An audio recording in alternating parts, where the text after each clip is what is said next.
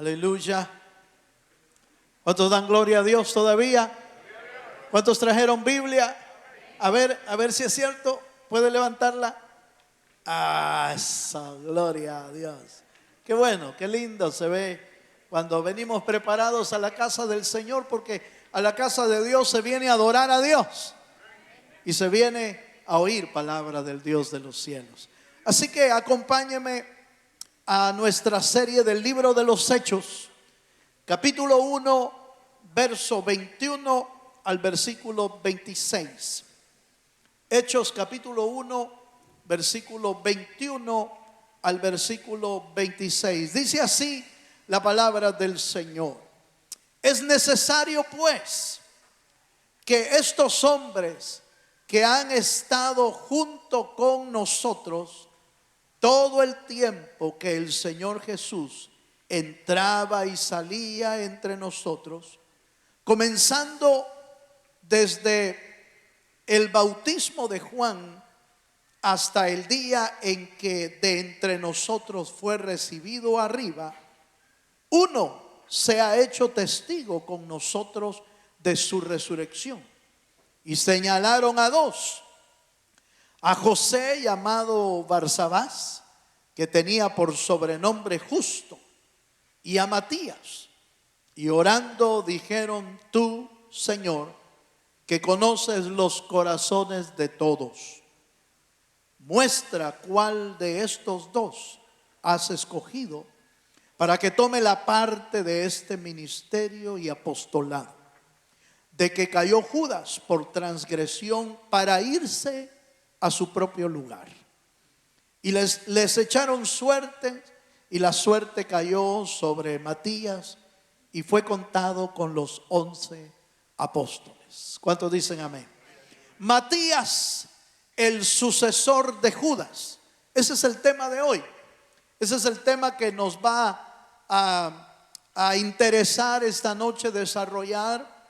Y es que no es para menos, hermano, que los apóstoles estaban recibiendo la sabiduría necesaria para que la vacante que había quedado entre los 12 apóstoles, había quedado una vacante, y movidos por Dios y movidos por el Espíritu, buscaron la manera de poder llenar esa vacante. No se mira que le hayan dicho, que el Espíritu les haya dicho: miren, hay que llenar esta plaza. No se mira.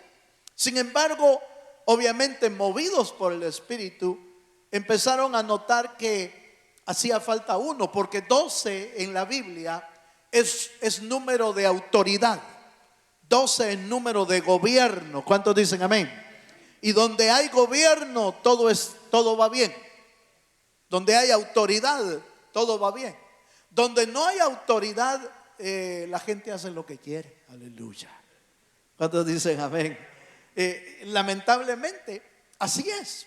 Y los apóstoles tenían claro, obviamente por revelación de Dios, tenían claro la importancia del número 12. Y usted ve que en el Antiguo Testamento vemos 12 patriarcas, vemos 12 tribus, 12 apóstoles, y en Apocalipsis encontramos 24 ancianos, que algunos lo representan como los 12 patriarcas y los 12 apóstoles en la presencia del Señor, porque esos 24 ya están allá en la presencia de Dios, y no son ángeles. Fíjese, hermano, no son ángeles porque están coronados. Eso quiere decir que pelearon la buena batalla y Dios los premió con una corona allá arriba. Llegaron de aquí habiendo terminado su carrera y habiéndola terminado con gozo y con bendición. Pero fíjese que entonces el apóstol Pedro toma la iniciativa y les dicen: hermanos, miren, es necesario que de estos hombres que han estado junto a nosotros desde el tiempo de Juan el Bautista hasta el día en que Jesús fue arrebatado, escojamos uno que sea el sucesor de Judas. Y la Biblia nos relata que y dice el versículo, dice que eran como 120 personas las que habían ahí. Sacar dos de ellos fue de veras algo extraordinario. Porque de esos 120, todos esos habían sido testigos de la resurrección de Cristo. Fíjense. Y ahora estaban en espera del derramamiento del Espíritu Santo. Pero se dieron cuenta que faltaba uno para completar el número de autoridad, el número de gobierno. Usted podría decir, hermano, qué bonita la historia, sí, pero en realidad también nosotros necesitamos el gobierno de Dios en nuestra vida. ¿Cuántos dicen amén? El gobierno de Dios y la autoridad de Dios en nuestra vida es tan importante, hermano, porque por eso, por la falta del gobierno de Dios, es que nuestra alma se descontrola en el camino. Y en lugar de hacer la voluntad de Dios, hacemos nuestra propia voluntad. Por supuesto, eso va a traer serias consecuencias a nuestra alma, el hacer nuestra propia voluntad. Porque haciendo la voluntad de Dios es como agradamos al Dios de los cielos. ¿Cuántos dicen amén? Entonces, de esta historia quiero entresacar 3 datos interesantes del sucesor y del evento que estaban haciendo. Esto nos va a arrojar mucha enseñanza también, no solo a nivel ministerio, sino a nivel servidor. Porque podemos compararlo en 2 niveles. Se necesitan hombres de Dios para el ministerio, pero también se necesitan hombres y mujeres de Dios para el trabajo de la obra de Dios. ¿Cuántos dicen amén? Entonces, de esta historia surgen 3 datos importantes que son los que vamos a ver esta noche. La primera es que el versículo dice: es necesario que de estos hombres, voy a leer el verso 21, acompáñenme por favor, Hechos 1:21, y de ahí, de entre ahí voy a sacar el primer dato que nos va a servir para este estudio.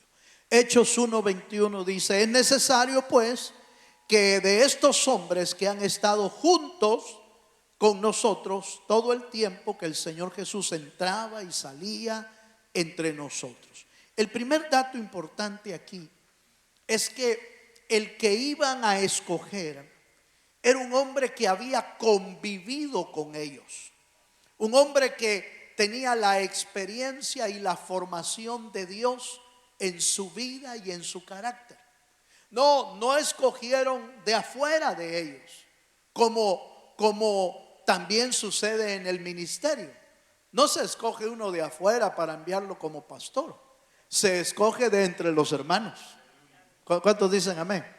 ¿Por qué? Porque son los que han convivido con nosotros, son a los que les podemos ver el reflejo de Jesús en sus vidas, en su manera de vivir, en su manera de actuar, en su manera de relacionarse, en su manera de ser. Por eso Pedro, fíjese que Pedro tomó la iniciativa, pero no se puso sobre ellos como mandándolos. No, dice que surgió Pedro en medio de ellos, dice, como proponiéndolo nada más. Y es que eso nos enseña una tremenda verdad.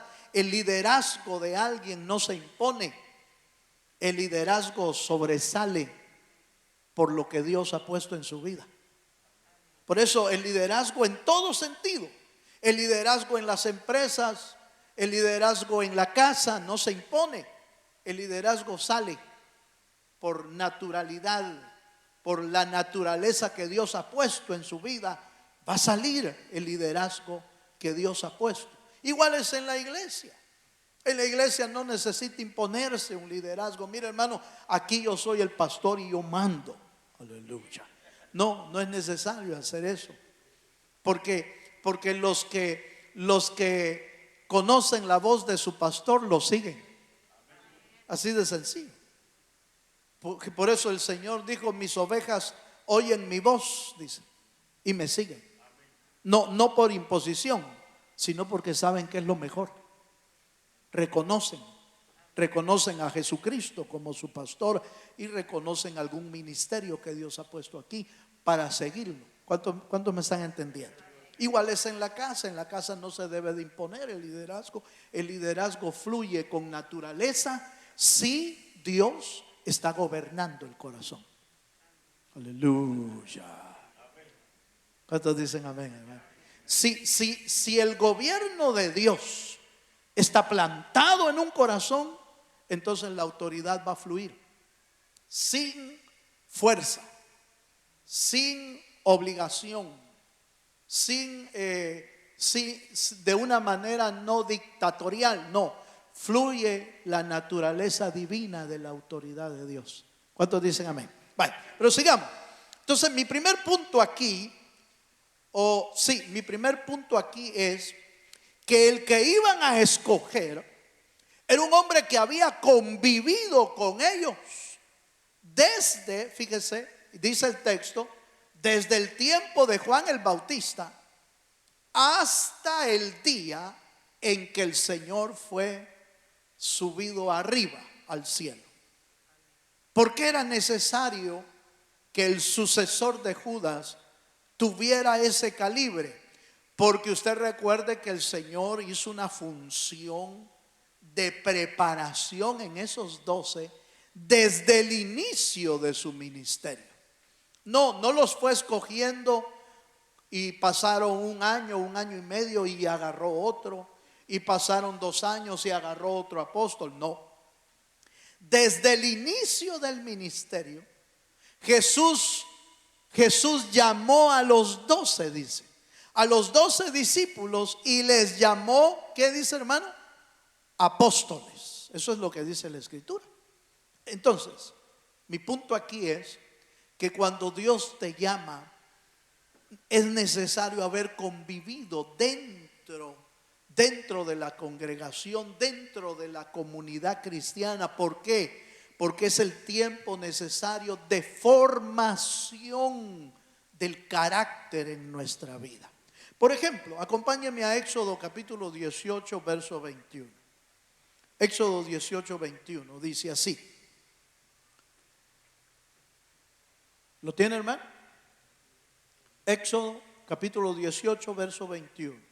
Aquí está Moisés escogiendo y dice: además, Dios le dijo: además escoge tú de entre todo el pueblo. Oiga, entre los que conviven en el pueblo.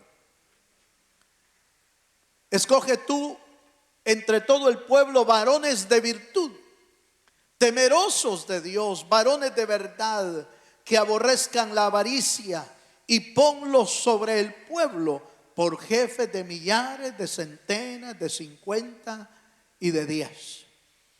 Lo que esto nos da a entender es que de la misma manera que los apóstoles estaban escogiendo al sucesor, tenían que ver en la persona una formación de carácter en él. Y es lo mismo que Dios quiere ver cuando tú eres llamado por el Señor para servir. Pues Dios quiere ver el carácter que se está formando en nuestra vida. Debe de haber una formación en nuestro carácter. Debe de haber una formación en nuestro interior que se refleje en el exterior. Note que dice varones de virtud, temerosos de Dios. No dice miedosos. No dice miedosos. Porque los miedosos, perdone la expresión, hermano, pero los miedosos nunca han servido en la obra de Dios. No sirven. Porque todo les da miedo.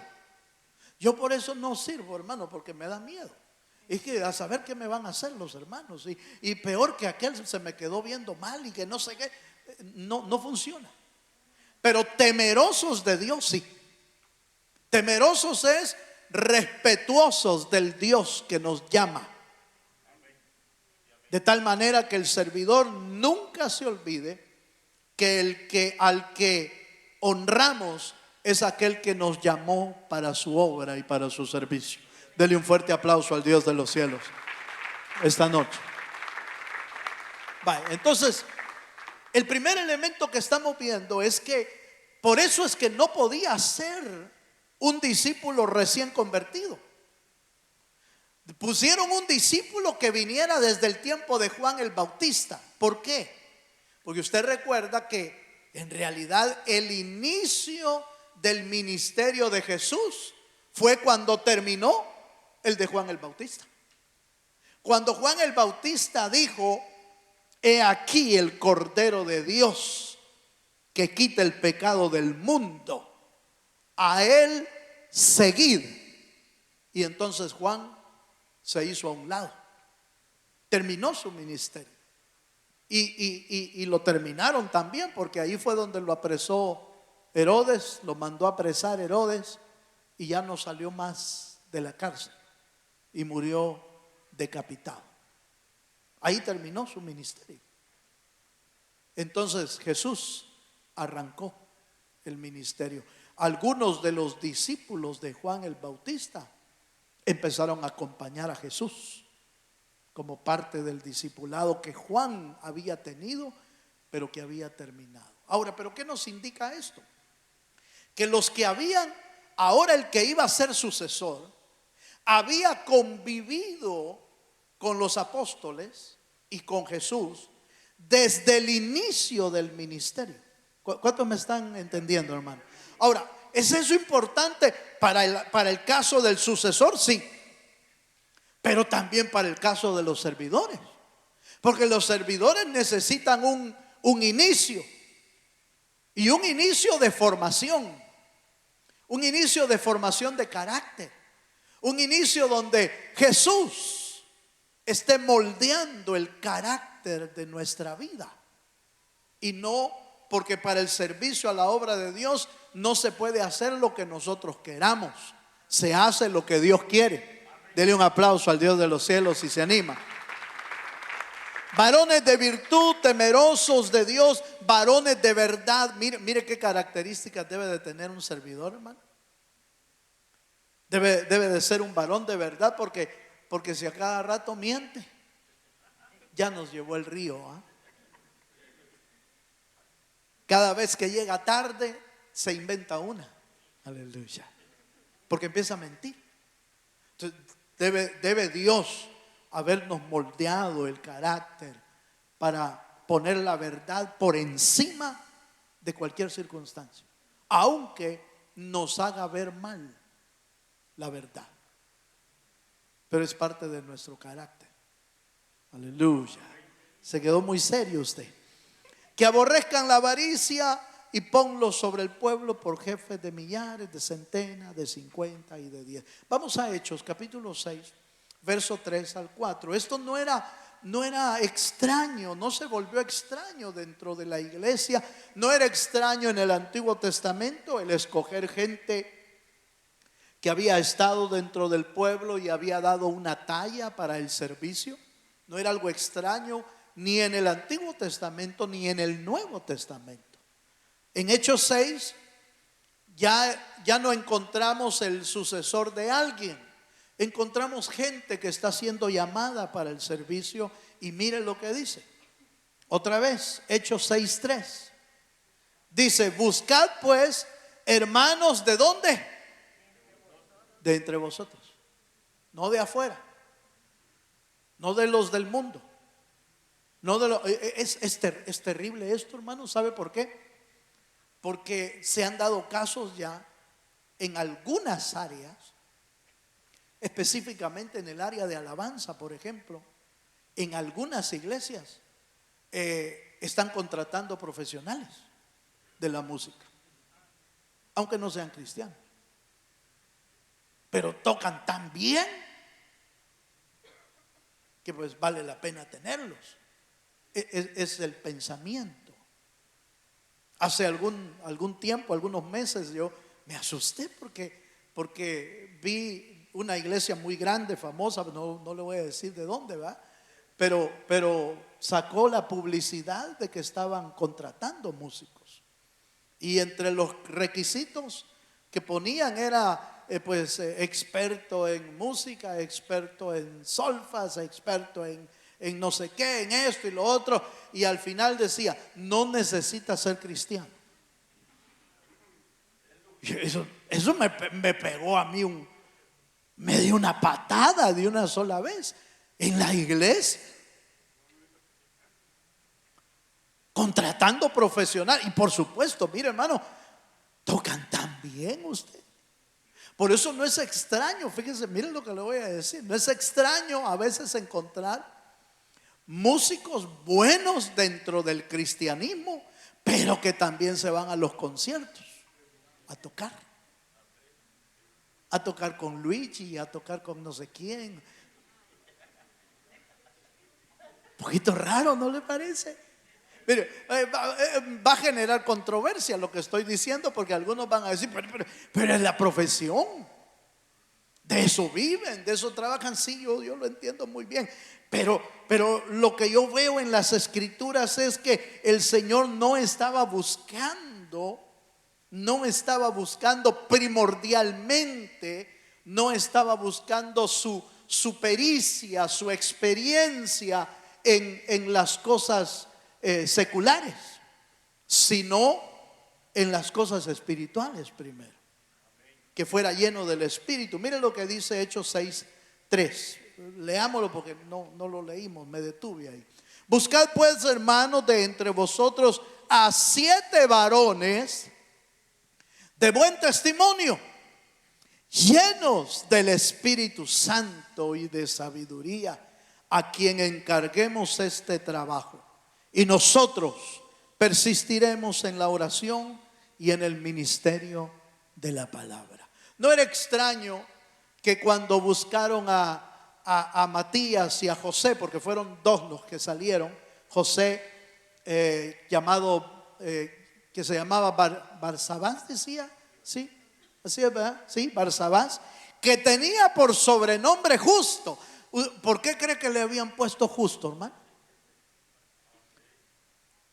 Porque era justo, no era tramposo. Aleluya. No hacía trinquetes entre los hermanos. No, era justo. La gente daba testimonio de él. Es un hombre justo, es un hombre recto, es un hombre íntegro, es un hombre que busca al Señor. Lo mismo pasa en Hechos 6. Y entonces aquí nos surge una enseñanza importante. Cuando entresacaron a Matías, porque de los 2, ya va a ver el otro punto, tiene que ver un poco con eso. Pero cuando lo sacaron de entre el pueblo, porque había sido formado dentro del pueblo. No, los líderes y los servidores de Dios no se forman afuera. No se forman inclusive, y aunque yo estoy de acuerdo en los institutos y en las universidades bíblicas, yo estoy 100% de acuerdo en el estudio bíblico y en el estudio sistemático y teológico. Yo estoy 100% de acuerdo con eso, pero no forma las aulas, no forman el corazón de un líder. Lo forma Dios, y lo forma de entre el pueblo. ¿Cuántos me están entendiendo? Vale, segundo elemento. Veamos al segundo elemento, por favor. En el versículo, vuelvo a Hechos 1, por favor. Llévame a Hechos 1, capítulo 22. El verso 22 dice: comenzando desde el bautismo de Juan hasta el día en que de entre nosotros fue recibido arriba, uno se ha hecho testigo con nosotros de su resurrección. Verso 23. Y señalaron a 2, a José llamado Barsabás, que tenía por sobrenombre Justo, y a Matías. El segundo punto es que ese tiempo, ese periodo de tiempo, no solo sirvió para formar el carácter del nuevo discípulo y del nuevo apóstol que iba a surgir. No solo formó el carácter, sino que sirvió de tiempo de preparación en todas las áreas ministeriales.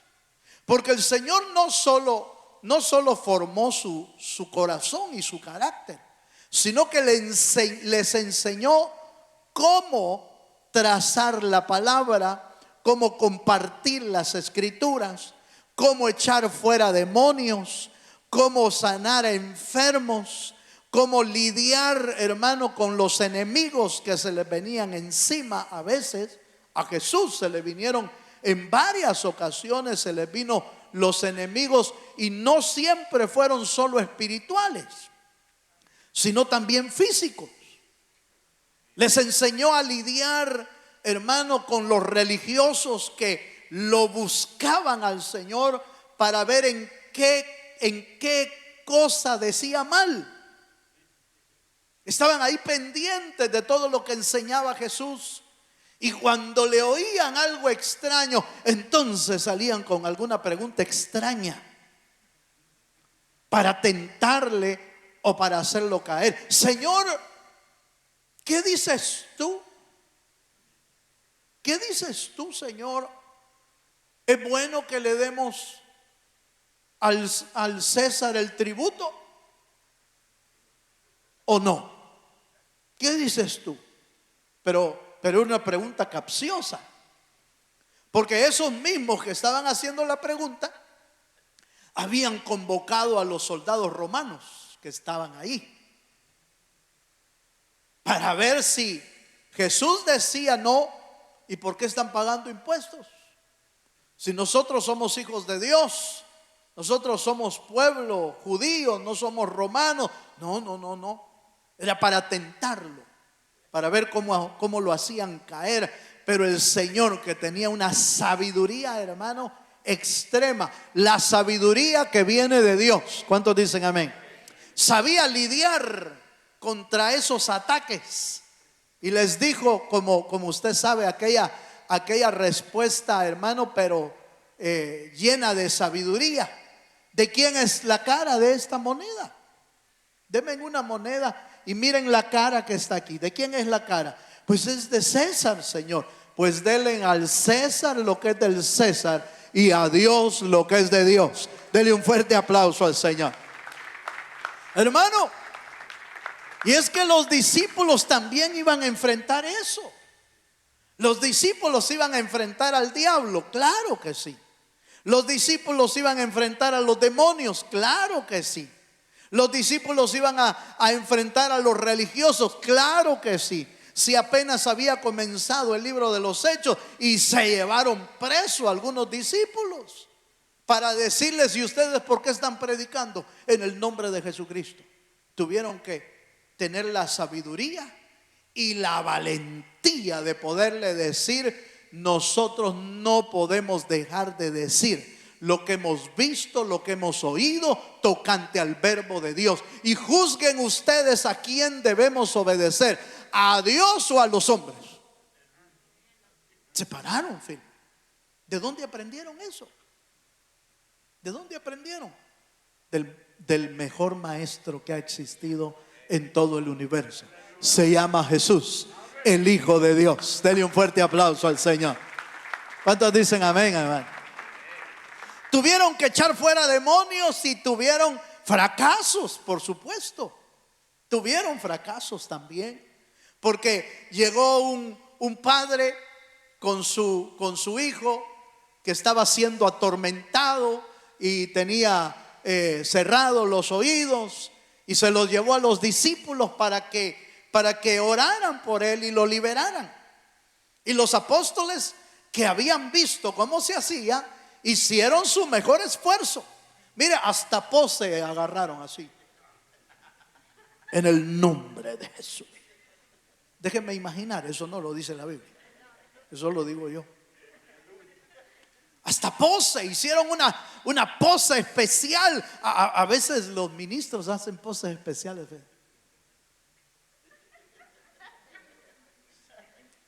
No salen, con poses no salen. O Dios lo saca o uno se queda avergonzado. Y eso les pasó a los apóstoles.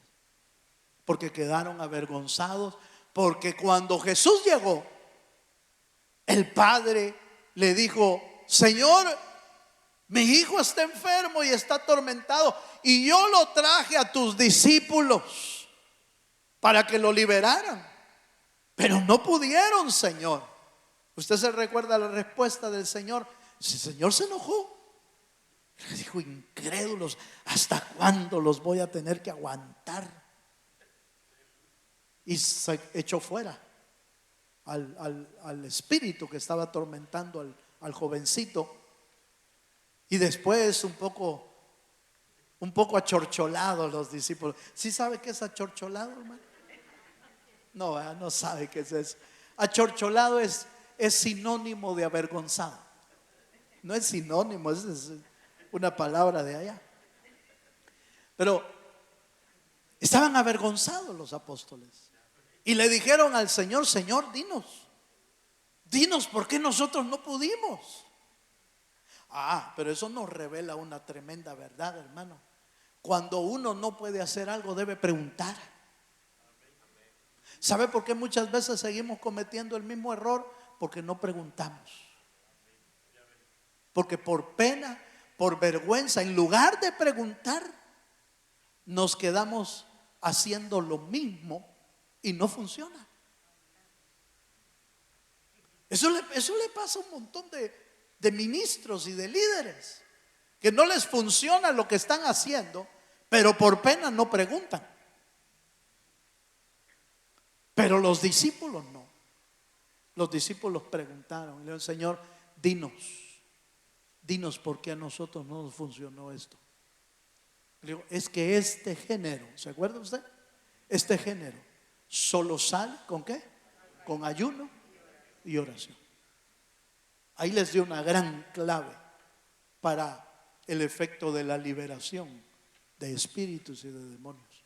Pero ¿cuál es el punto aquí? El punto es que en los 3 años y medio, desde Juan el Bautista hasta que Cristo se fue, no solo fue el tiempo de convivir y de formación personal, sino que además de formación del carácter, sino que además esos 3 años y medio el Señor los entrenó en todas las áreas que iban a ser probados. Y eso es importante. Cuando el Señor te quiere usar, déjate formar, hermano. Déjate que el Señor te prepare. Déjate que el Señor te dé las herramientas. Que el Señor forme tu carácter interno, pero también te enseñe lo práctico. Esto es como cuando uno va a las universidades y le enseñan lo teórico. Le enseñan lo teórico, pero cuando sale a la práctica, a veces uno no sabe qué hacer. Porque no siempre pega lo teórico con lo práctico. Porque en lo teórico solo te dieron las bases fundamentales del trabajo.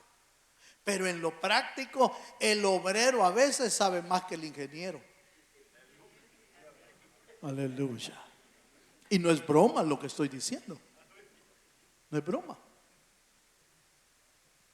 Porque el ingeniero dice: no, pero es que así tiene que ser. No, se va a reventar, le dice el obrero. Se va a reventar. No, es que así son las especificaciones. Y dice: se va a reventar. Así se tiene que hacer. ¡Bum! Se reventó. Porque el obrero tiene experiencia sobre experiencia, sobre experiencia, sobre experiencia, sobre experiencia, sobre experiencia. No quiere decir que eso es lo mejor. No. Si tiene las dos cosas es mucho mejor. ¿Cuántos me están entendiendo, hermano? Entonces, en el área espiritual, lo práctico es importante. Lo práctico es importante. ¿Qué sería un músico que nunca toca? Sabe todas las notas aquí, pero no sabe tocarlas. ¿Cómo sería? ¿Cómo sería? ¿Cómo es el creyente que sabe de liberación, pero nunca se ha enfrentado a un espíritu? Aleluya. No, pero la Biblia dice que podemos sacarlo. Sí, pero cuando lo tienes enfrente, la cosa se pone peluda, hermano. La cosa se pone seria.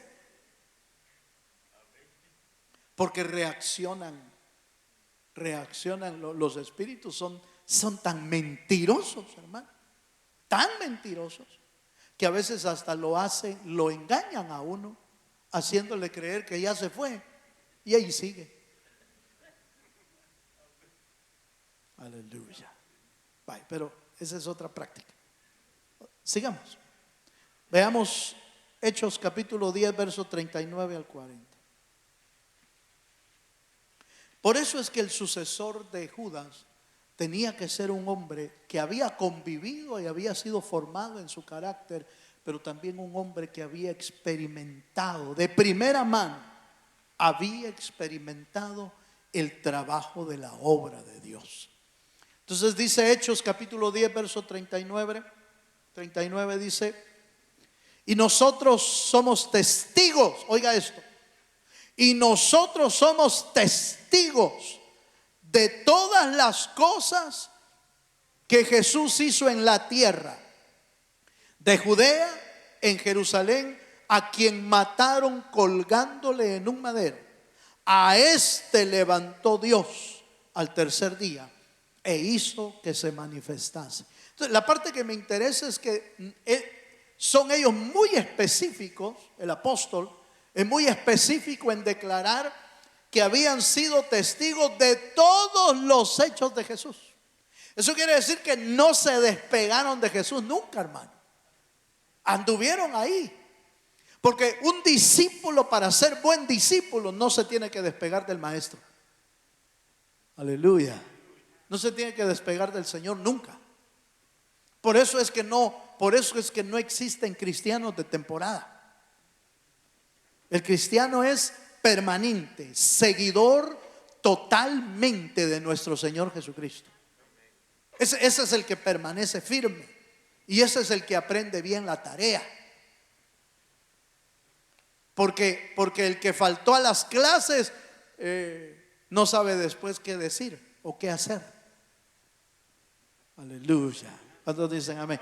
Estos hermanos, habían comido con el Señor, habían dormido con el Señor, se habían fatigado con el Señor, habían expulsado demonios con el Señor, habían hecho de todo con el Señor. ¿Por qué? Porque los estaba preparando Dios para ser sucesores.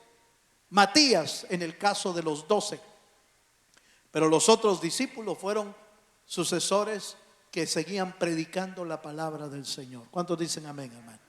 Voy al tercer punto porque ya me dieron las 9 y me falta un punto. Aguántame un ratito como buen discípulo. Aleluya. ¿Sí? ¿Cuántos son discípulos aquí? Vaya, entonces vaya al texto conmigo. Acompáñenme por favor a Hechos capítulo 1, verso 23 al 24.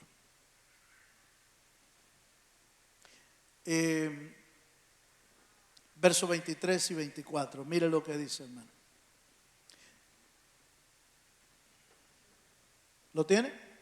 Y señalaron a dos, dice: a José, llamado Barsabás, que tenía por sobrenombre Justo, y a Matías. Y orando dijeron: tú, Señor, que conoces los corazones de todos, muestra cuál de estos dos has escogido. ¿Cómo se pusieron de acuerdo 120? Es un milagro, hermano. Porque a veces ni 2 ni 3 se ponen de acuerdo. ¿Está de acuerdo conmigo? Mire, ponerse de acuerdo es una de las cosas que es más difícil para el ser humano. Porque los seres humanos tenemos pensamientos diferentes. Cada cabeza es un mundo, dice el dicho popular. Pero Dios da la capacidad para poder vivir en unidad, para poder tener unidad.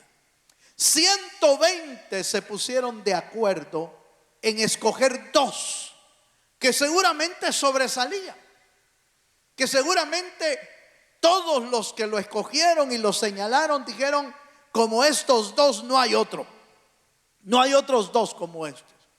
Escogieron a José, llamado el Justo, y escogieron a Matías. Pero llegó el momento de escoger a uno.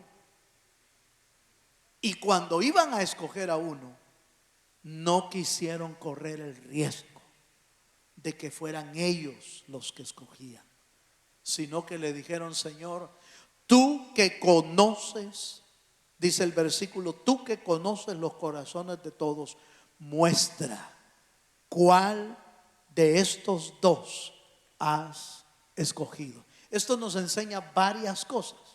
Lo primero que nos enseña es que no importa, hermano, que bien formado haya sido, pero es Dios el que te tiene que escoger.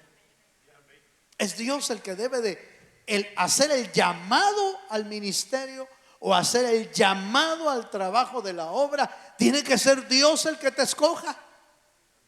Porque si Dios te escoge, no vas a fallar en el trabajo de Dios.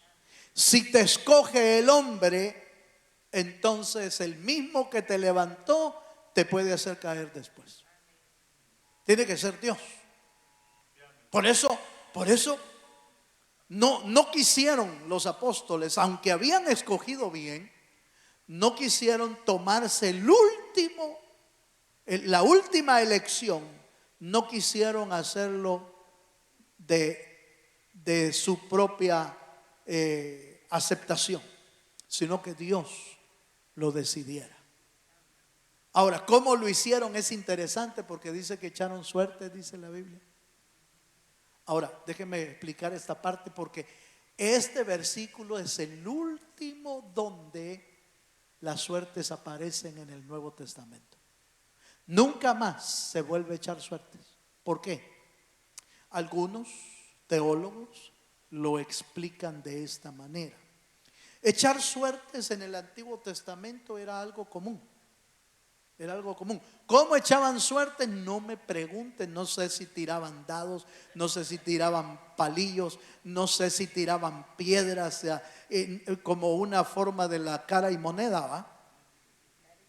O cara y corona allá en El Salvador. Cara o cruz sería en México, algo así creo que es. Pero ese es como echar suertes. En el Antiguo Testamento se usó para efectos de repartir las tierras. Dios lo permitió. Dios dijo que echaran suerte. Echaron suerte cuando andaban buscando por qué se estaba hundiendo el barco donde iba Jonás. Y cayó la suerte sobre Jonás. Vos sos el que estás haciendo que esto se hunda. Echaron suerte para encontrar a aquel que había pecado en Jericó. Echaron suerte y lo encontraron. O sea, era una práctica común. Y en el Nuevo Testamento esta es la única ocasión donde funciona. Oiga la razón que teológicamente algunos dan. Hasta aquí, hasta este punto del capítulo 1, verso 23 al 26, el Espíritu Santo no había llenado el corazón de los discípulos todavía. Y cuando el Espíritu Santo llegó y se quedó dentro de los apóstoles y discípulos, la suerte ya no es necesaria, porque el que elige está dentro de nosotros también. Dele un fuerte aplauso al Dios del cielo. Digo esto por si usted todavía juega la suerte.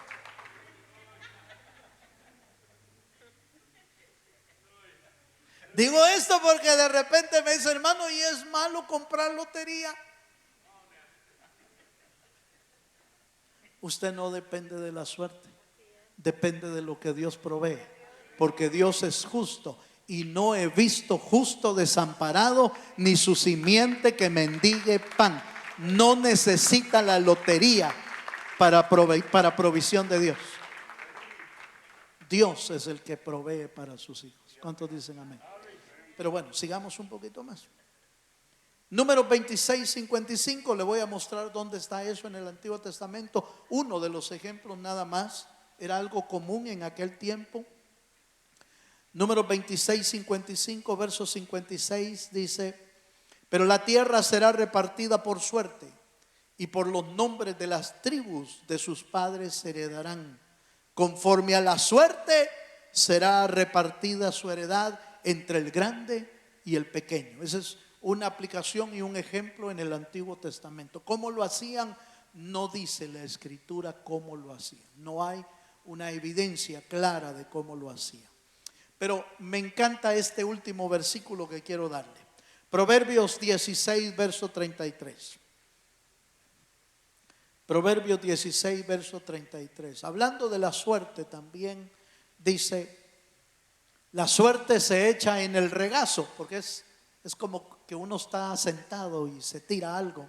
Dice, la suerte se echa en el regazo, pero oiga esto, mas de Jehová es la decisión de ella. Al final el que decide es Dios, hermano. Por eso en el Nuevo Testamento ya no necesitamos echar suertes. Necesitamos la guianza del Espíritu Santo. Necesitamos la convicción del Espíritu Santo. Necesitamos el mover del Espíritu Santo. Necesitamos que Dios elija, que Dios escoja, que Dios llame, que Dios dote, que Dios prepare y que Dios capacite a los santos. ¿Cuántos dicen amén? Porque Él lo hace todo. El Espíritu Santo es el que trabaja en nuestra vida. ¿Cuántos dicen amén? Yo le voy a invitar a que se ponga de pie esta noche. Y le voy a invitar a hacer algo. No estamos buscando sucesores de Matías, de Judas. No estamos buscando. Y no estamos buscando un Matías. Pero sí estamos buscando gente que quiera amar a Dios sobre todas las cosas y que quiera entregar su vida al servicio de Dios. De eso sí andamos buscando. Sí andamos buscando porque la mies es mucha y los obreros son pocos. Si andamos buscando porque el trabajo de la obra de Dios no la pueden hacer unos pocos. La obra de Dios se necesitan, oiga hermano, la obra de Dios se necesitan las rodillas de aquellos que les gusta orar por las almas que han de ser convertidas. Necesitamos los pies de aquellos que vayan a predicar el Evangelio de Jesucristo. Y necesitamos las manos de aquellos que quieren ser dadivosos para la obra del Señor. Necesitamos que usted y yo, hermano, ofrezcamos nuestra vida al Señor y ofrezcamos el don y el talento que Dios nos haya dado para honrar y bendecir el nombre del Señor. Es Dios el que te escoge, nadie más. Es Dios para que seas bendecido en todo lo que hagas para Dios. Tiene que ser Dios el que te escoge y el que te llama y el que te capacita. Cierra tus ojos un momento en el nombre de Jesús. Y así cerrados nuestros ojos, podamos levantar nuestras manos un momento al Señor y decirle: Señor, aquí está mi vida, Señor.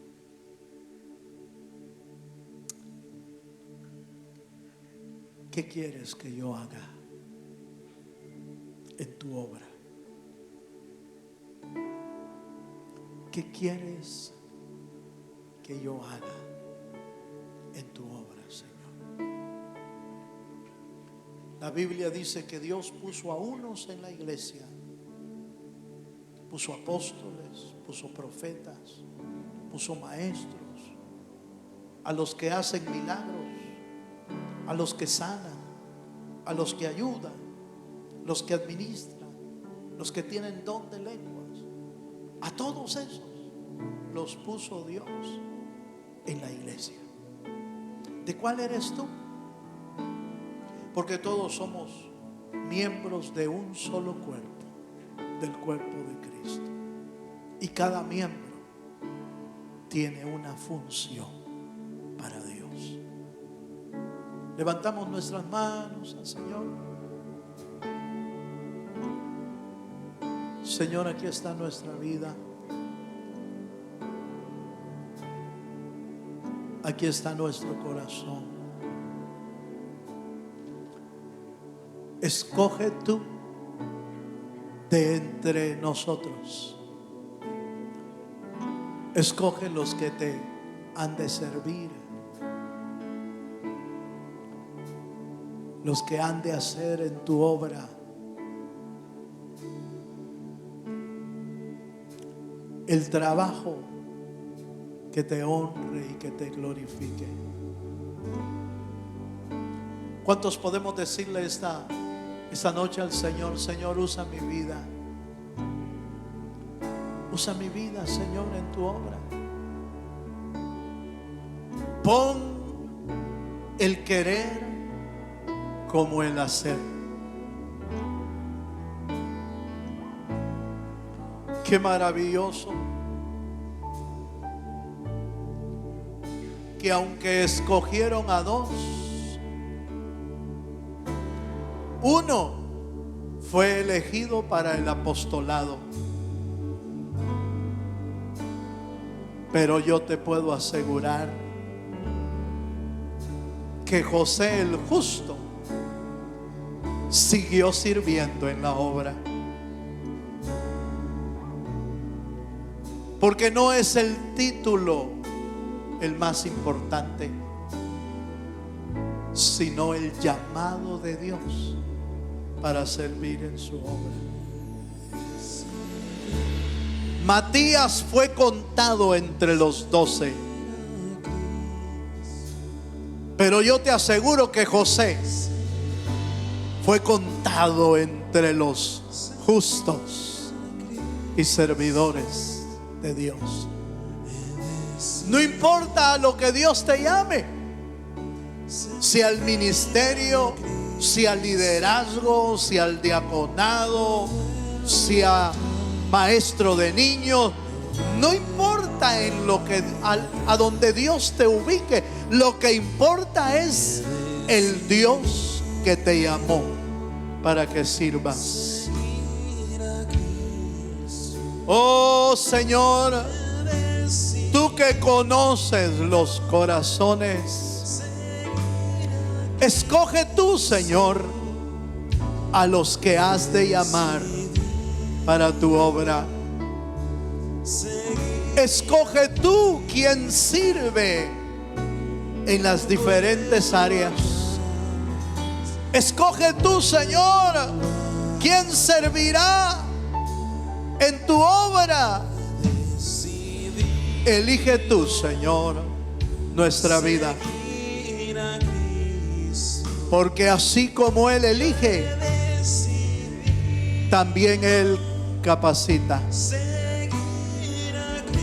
Si Él te llama, Él también te capacitará en su obra. Padre, yo bendigo a tu pueblo esta noche, para que cada uno, Señor, en su momento, en su tiempo, pueda ser llamado al servicio de tu obra. Forma, Señor, nuestro carácter. Forma y capacita nuestro trabajo, Señor. Y sé tú, Padre eterno, el que elijas el lugar exacto en el que debemos servir en tu obra. En el nombre de Jesús, no vuelvo atrás. Cantamos al Señor. Seguir a Cristo. He decidido seguir a Cristo. He decidido seguir a Cristo. No vuelvo atrás. Si el diablo te quiere llevar atrás, hoy afirma tus pasos. Hoy afirma tu vida en Dios y síguelo. Sigue al Señor con todo tu corazón.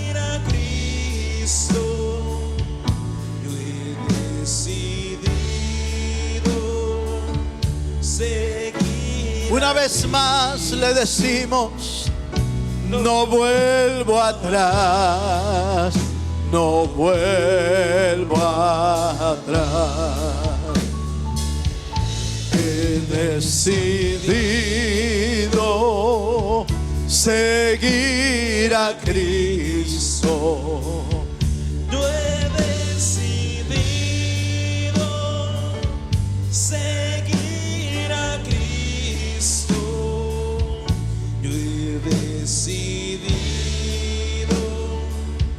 seguir a Cristo. No vuelvo atrás, no vuelvo atrás. Padre, gracias te damos esta noche por tu palabra, por tu presencia. Señor, escribe en las telas de nuestro corazón tu bendita palabra y pon en nosotros el anhelo y el deseo de servirte como lo hicieron los primeros discípulos que te servían con todo el corazón. Gracias, Señor, por la oportunidad de adorarte y de escuchar tu palabra, que tu palabra nos haga reflexionar y vivir en esa palabra que tú nos has dado. Ahora también te pedimos que lleves a tu pueblo, Señor, hasta sus hogares con bendición y con paz. Quita todo estorbo del camino y que podamos seguir honrándote y bendiciéndote cada día de nuestra vida. En el nombre de Cristo Jesús lo pedimos todo. Amén, Señor Jesús, y amén. Le damos un fuerte aplauso al Señor.